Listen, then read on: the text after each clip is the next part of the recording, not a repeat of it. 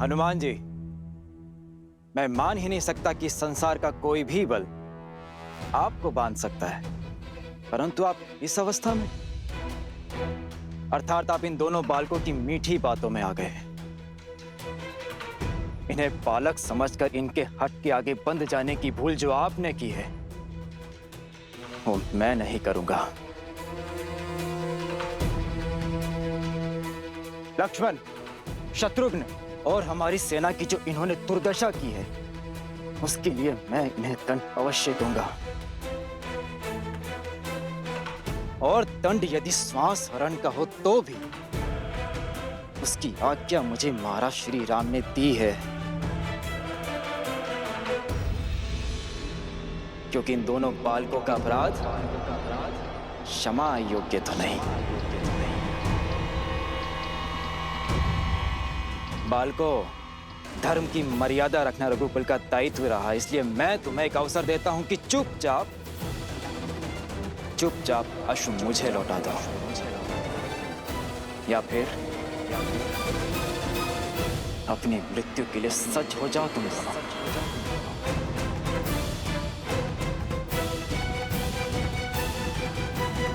अच्छा हुआ कि आप हमें बालक नहीं योद्धा समझते हैं, क्योंकि अबोध बालक ना तो प्रभु श्री राम से प्रश्न पूछने का साहस रखते हैं और ना ही सामर्थ्य। और हमारे साहस ने ही हमें सामर्थ्य दिया है। श्री राम को हमारे प्रश्नों के उत्तर देने के लिए यहाँ आना होगा।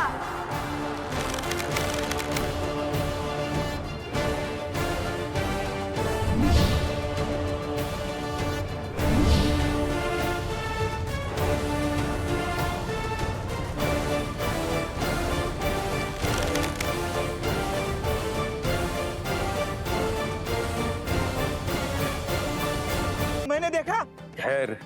धैर्य रखकर ठीक से बताओ। वहां मैंने देखा, वन में राज अनुज भरत क्रोध से लाल होकर लवकुश से लड़ने आए हैं। और लवकुश ने तो साक्षात हनुमान जी को बंदी बना के रखा है। अनर्थ हो गया। ऐसी स्थिति में लवकुश के प्राणों को संकट हो सकता है। शत्रुघ्न जी और लक्ष्मण जी जैसे शूरवीरों को परास्त करने वाले लवकुश, उनके लिए भरत जी को हराना कौन सी बड़ी बात है। और सुना है भरत जी है भी बहुत धैर्यवान है, किंतु इस समय अपने भाइयों पर हुए प्रहार से क्रोधित होंगे। और सदा धैर्य का हाथ थामने वाले के भीतर जब क्रोध की अग्नि प्रज्वलित होती है तो सब कुछ जलाकर भस्म कर देती है। अब हम क्या करेंगे? एक और लवकुश को दिया वचन है कि भगवान वाल्मीकि के आने तक हम वन देवी से कुछ नहीं कहेंगे, और दूसरी ओर लवकुश के प्राणों पे छाया संकट है। ऋषिवर,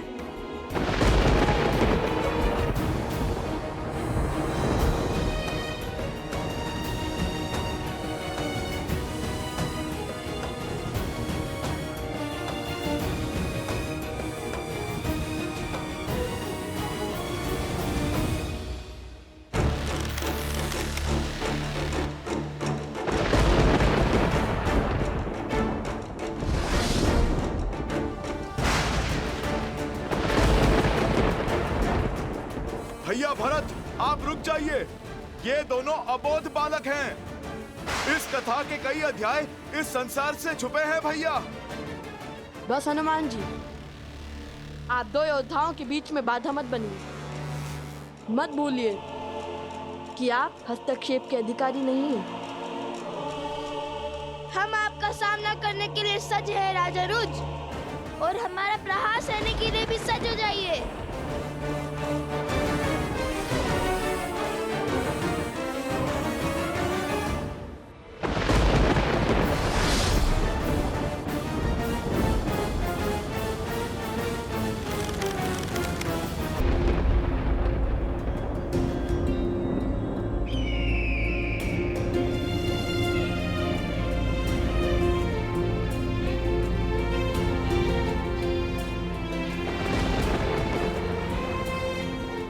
पक्षी उन मेघों से दूर भाग रहे हैं महाराज। यह शुभ शगुन नहीं है। शगुन अपशगुन केवल मन के विकार है आर्य सुमंत। इनमें नियति को बदलने का सामर्थ्य नहीं है।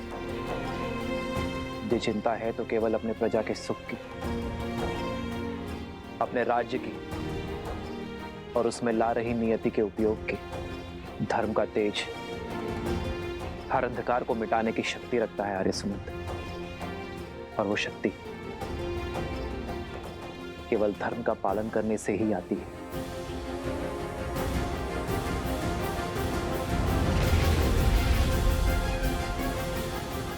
राज अनुज भरत जी, हम भी धर्म का पालन करते हैं, इसलिए हम आपको हनुमान जी की भांति खुद को समर्पण करने का एक अंतिम अवसर देते हैं।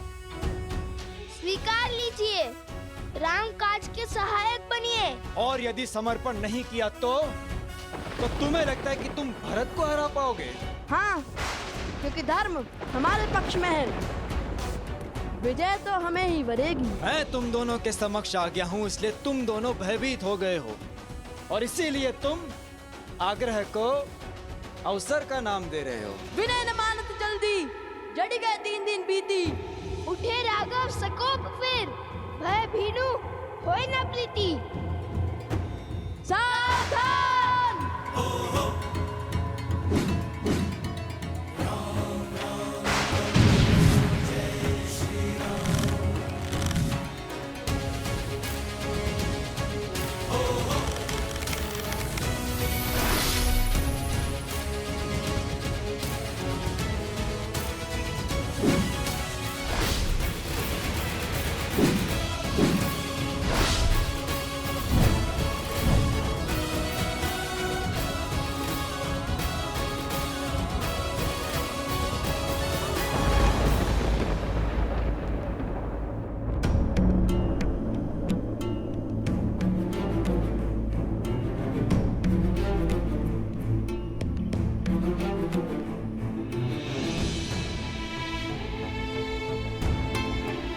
क्या हुआ? आप सब इतने चिंतित क्यों हैं?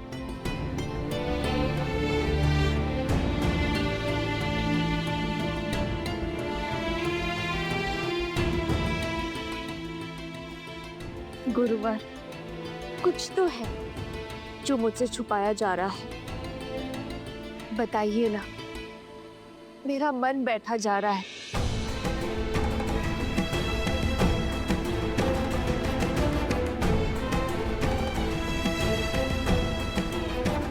ये मौन अकारण नहीं है, मुझे सत्य जानना है गुरुवर। देवी, वो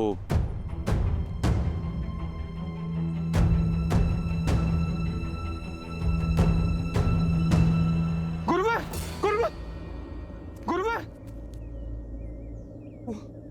वहाँ आश्रम के वहाँ अनाज के भंडार में अग्नि दहक गई।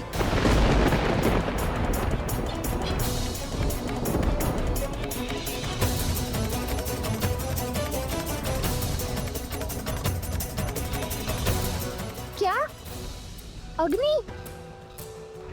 वंदे, सुना आपने? हमें कुछ करना होगा। सब इसी क्षण जल पात्र लेकर अनाज भंडार की ओर चलिए। चलिए, शीघ्र कीजिए।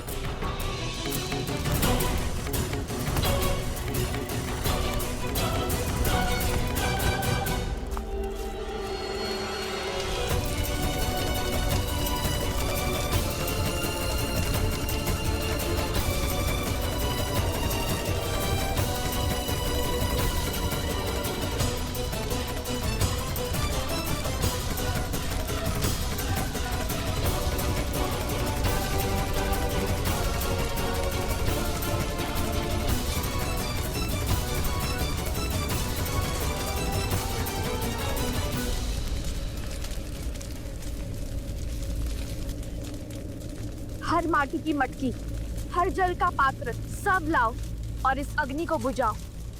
शीघ्र करो।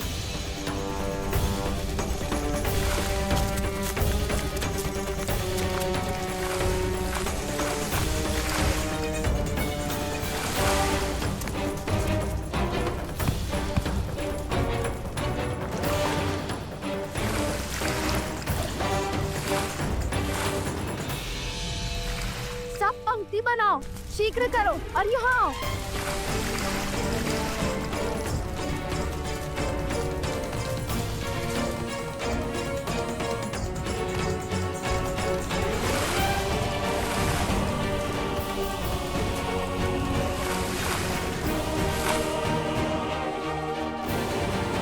यहाँ स्थिति नियंत्रण में है, आप सभी वहाँ जाइए, वहाँ सहायता कीजिए। अरे ये क्या हो रहा है? पर हमने अभी तो इसे बुझाई थी। ये अग्नि तो बहुत तीव्र हो रही है। इतना जल डालने पर अग्नि बुझ क्यों नहीं रही है? विचार विमर्श का समय नहीं है गुरुमा, चलिए सब लोग जल डालिए। मायावी अग्नि है सीता, इसे बुझाने का सामर्थ्य नहीं है तुम में। मैं जिस ओर चाहूं उस ओर इन आग की लपटों को घुमा सकता हूं। यह अग्नि तो बुझने का नाम ही नहीं ले रही है। राम सिया राम सिया राम सिया राम, राम सिया राम सिया सिया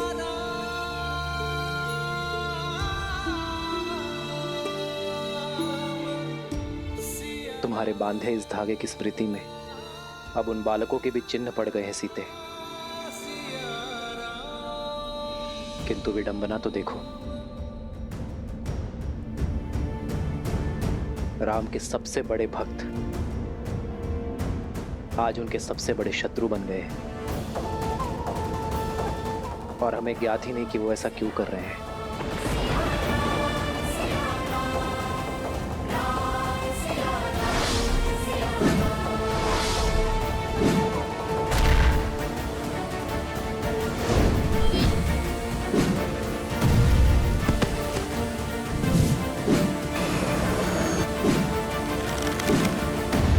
अब ये संघर्ष अनुचित मोड़ ले रहा है। रक्त रक्त का प्यासा हो उठा है। हे प्रभु, मैं कैसे रोकूं इस अनर्थ को? लव और कुश अयोध्यापति श्री राम के पुत्र हैं, किंतु संसार को ये सत्य बताने का समय अभी नहीं आया।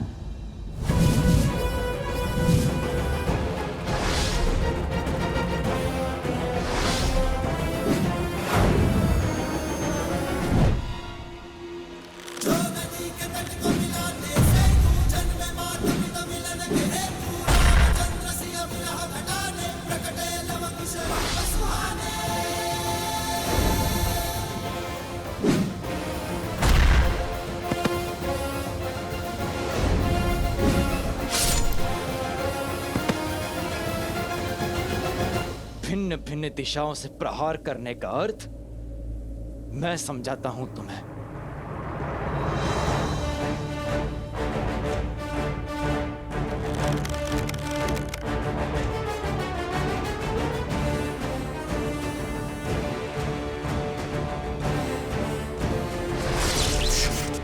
गंधर्व अस्त्र,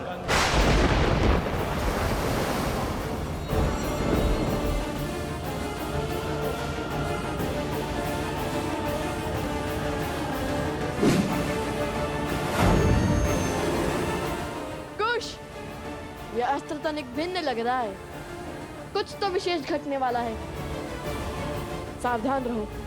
भैया, सच तो मैं तब से था जब से हमने वो अश्व पकड़ा है।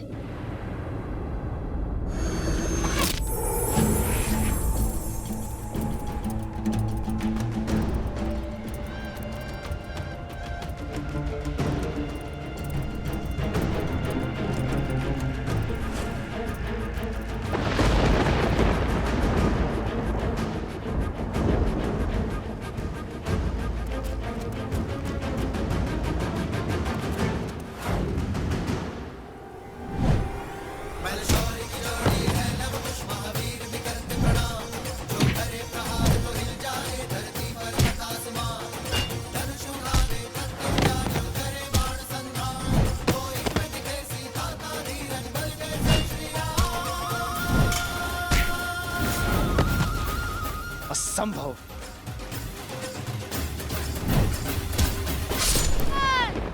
लवकुश, संभल कर।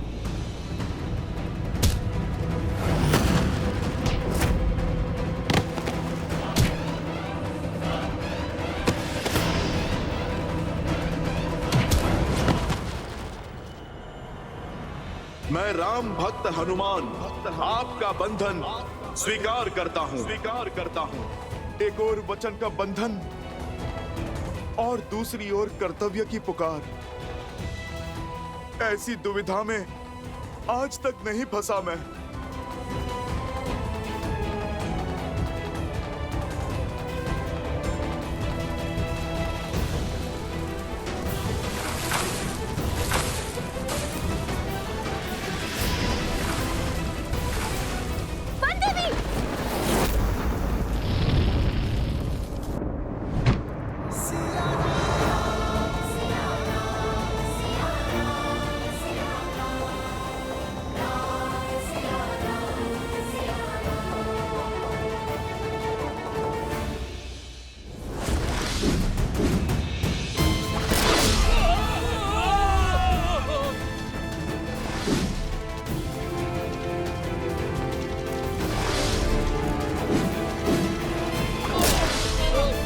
लवकुश को भला कौन हरा सकता है भैया?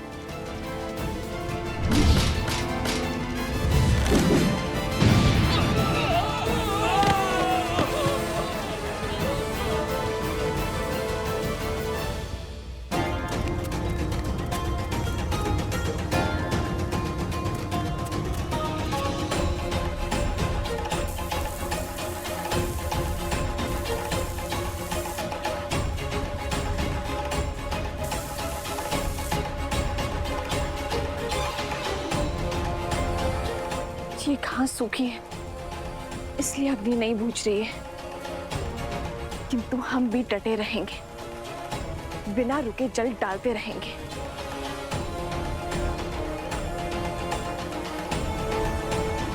वो देवी!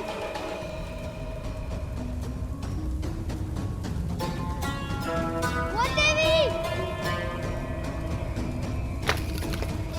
जटुकर्ण, मित्र जटुकर्ण!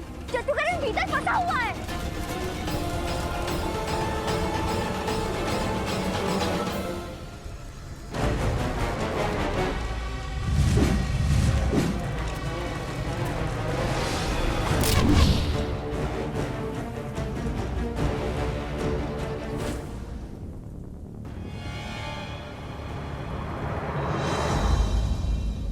क्यों आप अपने प्राण संकट में डालते हैं? मैं आपसे अभी भी कह रहा हूं, कर दीजिए आत्मसमर्पण।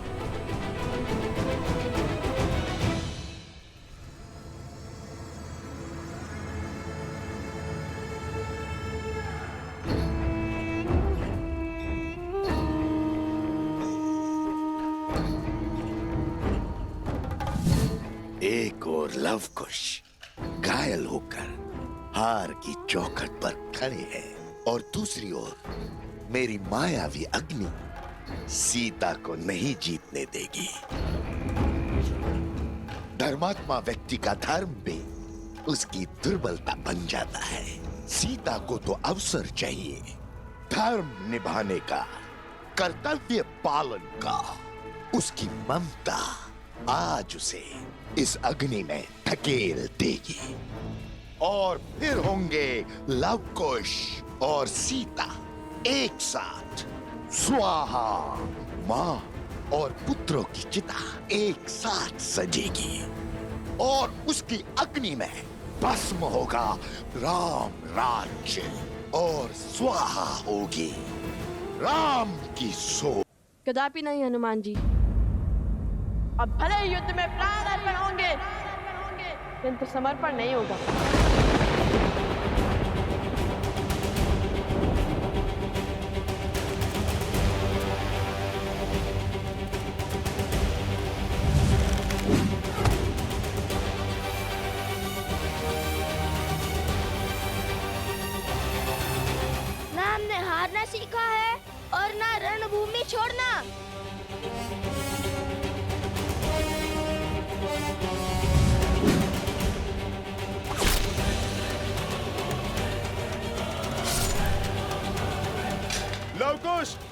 हठ में कई बार अनर्थ हो जाता है।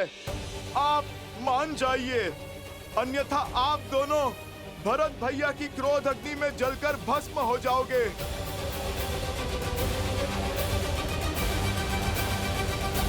बस हनुमान जी, इन उद्दंडी बालकों को कुछ और भी समझाने की आवश्यकता नहीं है।